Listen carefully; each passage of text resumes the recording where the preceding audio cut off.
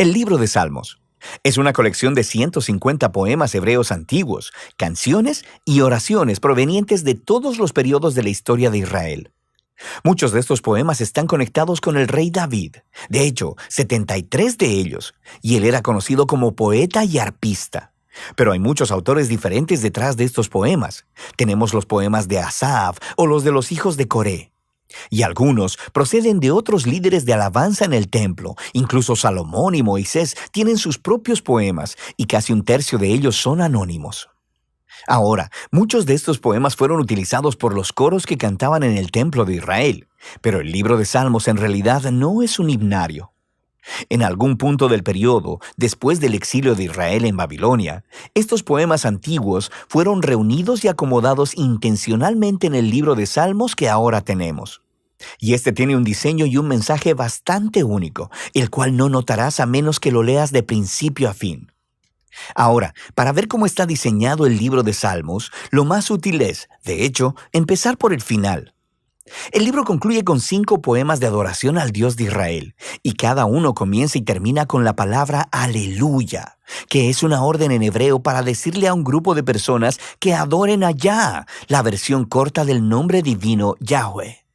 Ese es un arreglo de 5 partes realmente bonito, y parece que alguien nos está dando aquí una conclusión para el libro. Así que nos invita a hacer la pregunta, ¿tiene el libro otras señales de diseño intencional?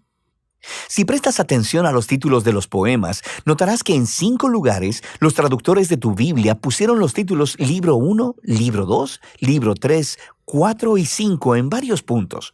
Y estos dividen el libro de Salmos en 5 grandes secciones. La razón para esto es que los últimos poemas en cada una de estas secciones tienen un final muy similar que luce como una adición editorial. Se lee algo como, bendito sea el Señor, el Dios de Israel, por los siglos de los siglos. Amén y amén. Así que el libro tiene una conclusión y una organización interna en 5 partes principales. Así que lo natural es ir al principio a buscar una introducción. ¿Y qué encontramos? Los Salmos 1 y 2 se separan del libro 1 porque la mayoría de los poemas en el libro 1 están conectados a David, excepto los Salmos 1 y 2 que son anónimos. El Salmo 1 celebra lo bienaventurada que es la persona que medita en la Torá, leyéndola en oración día y noche y que luego la obedece.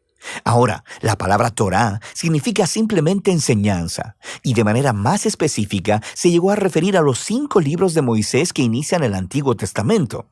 Y aquí parece ser que la palabra se utiliza con ambos significados en mente, lo que explica por qué tiene 5 partes.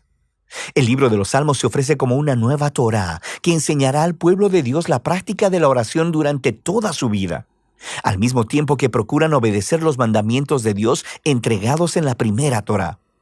El Salmo 2 es una reflexión poética sobre la promesa de Dios al rey David de 2 Samuel capítulo 7, de que un día un rey mesiánico vendría y establecería el reino de Dios sobre el mundo, derrotando la maldad y la rebelión en la nación. El Salmo 2 concluye diciendo que todos aquellos que se refugian en el rey mesiánico serán bienaventurados, precisamente la palabra que se utiliza para iniciar el Salmo 1. Y así, estos 2 poemas juntos nos dicen que el libro de Salmos está diseñado para ser el libro de oración del pueblo de Dios según ellos procuran ser fieles a los mandamientos de la Torá, mientras anhelan y esperan el venidero reino mesiánico. Ahora, con estos 2 temas presentados, podemos empezar a ver cómo los libros más pequeños también han sido diseñados alrededor de estas 2 ideas. Por ejemplo, el libro 1 tiene justo en el centro una colección de poemas, los Salmos del 15 al 24, que inician y concluyen con un llamado a ser fieles al pacto. Y luego, en los Salmos del 16 al 18, encontramos una representación de David como un modelo de esta clase de fidelidad. Así que él clama a Dios para que lo libere, y Dios lo enaltece como rey. Ahora, en el grupo de poemas correspondientes, los Salmos del 20 al 23, el David del pasado se ha convertido en una imagen del futuro rey mesiánico, quien también clamará a Dios. Él será librado y le será dado un reino sobre las naciones. Y luego, justo en el centro de esta colección, está un poema, el Salmo 19, dedicado a adorar a Dios por proveer la Torá. Así que aquí lo tenemos, los 2 temas de los Salmos 1 y 2 ligados muy de cerca aquí. El libro 2 abre con dos poemas que están unidos por su esperanza de un regreso al templo en Sion en el futuro. Y esta es una imagen muy asociada con mucha proximidad a la esperanza del reino mesiánico. Luego, el libro 2 cierra con un poema que representa el futuro reino del rey mesiánico sobre toda la nación. Este poema es realmente asombroso porque hace eco de todos estos otros pasajes de los profetas acerca del reino mesiánico. Y concluye diciendo que este rey traerá el cumplimiento de la antigua promesa de Dios a Abraham sobre traer bendición de Dios a todas las naciones.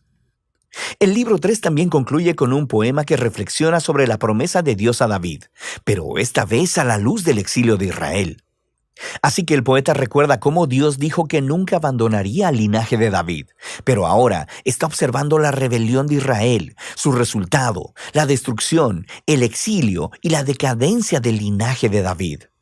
Así que el poeta termina pidiéndole a Dios que nunca olvide su promesa a David. El libro 4 está diseñado a responder a esta crisis del exilio. Así que el poema inicial nos regresa a las raíces de Israel con la oración de Moisés, y el autor hace lo que Moisés hizo en el monte Sinaí después del incidente del becerro de oro: clamar al Señor por su misericordia. El centro del libro 4 está dominado por un grupo de poemas que anuncian que el Señor, el Dios de Israel, gobierna como el verdadero Rey del mundo, y que toda la creación, los árboles, las montañas y los ríos son convocados para celebrar ese día futuro en el que Dios traerá su justicia y su reino sobre todo el mundo. Son convocados para celebrar ese día futuro en el que Dios traerá su justicia y su reino sobre todo el mundo. El libro 5 abre con una serie de poemas que afirman que Dios escucha el clamor de su pueblo y que un día enviará a su futuro rey para derrotar la maldad y traer el reino de Dios. Este libro también contiene dos colecciones más grandes, una llamada Hallel y otra llamada Cánticos Graduales. Cada una de estas colecciones concluye con un poema sobre el futuro reino mesiánico. Y estas dos colecciones, al unísono, sostienen la esperanza de una acción futura, similar al Éxodo, en el que Dios redimirá a su pueblo. Y luego, justo en medio de ellos, está el Salmo 119, el poema más largo del libro. Es un poema alfabético. Cada línea comienza con una nueva letra del alfabeto hebreo y explora el maravilloso regalo de la Torá como la palabra de Dios para su pueblo. Así que aquí lo tenemos. Los temas del Salmo 1 y 2, Torá y Mesías, combinados juntos en el libro 5, lo que nos lleva de vuelta a esa conclusión de los 5 poemas. En el poema central, el Salmo 148, toda la creación es convocada para adorar al Dios de Israel, porque, citando textualmente, Él ha exaltado un cuerno para su pueblo.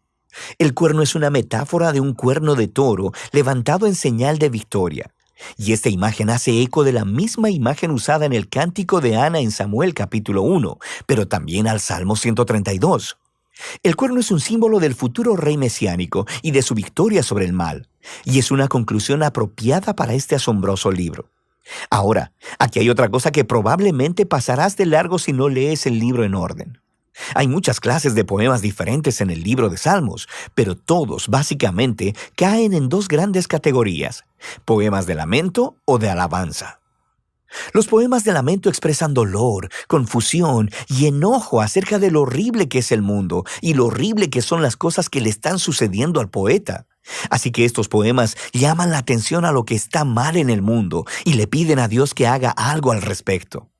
Hay muchos de estos en el libro, lo que nos dice algo importante, que el lamento es una respuesta apropiada a la maldad que vemos en nuestro mundo. Pero lo que notarás es que los poemas de lamento predominan en la primera parte del libro, en los libros del 1 al 3, pero pon atención, porque en ocasiones también encontrarás salmos de alabanza. Los poemas de alabanza son poemas de gozo y celebración y llaman la atención a lo que es bueno en el mundo y recuentan las historias de lo que Dios ha hecho en nuestras vidas y agradeciéndole por ello. En los libros 4 y 5 notarás que los poemas de alabanza son más que los poemas de lamento, y todo culmina en esa conclusión de aleluyas en 5 partes. Este cambio de lamento a alabanza es profundo y nos dice algo acerca de la naturaleza de la oración, mientras esperamos por el rey mesiánico como el libro nos enseña a hacer. Esto creará tensión para nosotros mientras miramos el trágico estado de nuestro mundo y de nuestras vidas. Así que los salmos nos enseñan a no ignorar el dolor de nuestras vidas, pero también, al mismo tiempo, que la fe bíblica mira hacia adelante, mirando a la promesa del futuro reino mesiánico de Dios. Así que, Torá y Mesías, lamento y alabanza, fe y esperanza. De eso trata el libro de Salmos.